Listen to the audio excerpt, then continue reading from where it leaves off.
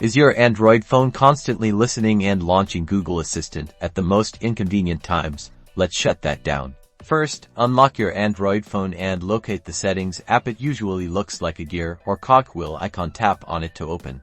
Now, scroll down the Settings menu until you find Google. This section manages your Google account and associated services. Tap on Google to proceed.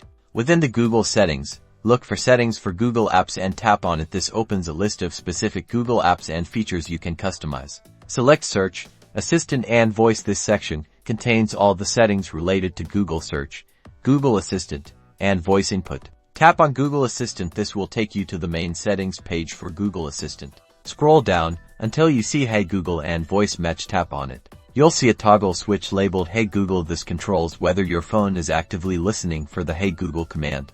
Simply tap the toggle switch to turn it off. A confirmation pop-up may appear. Confirm your choice. That's it.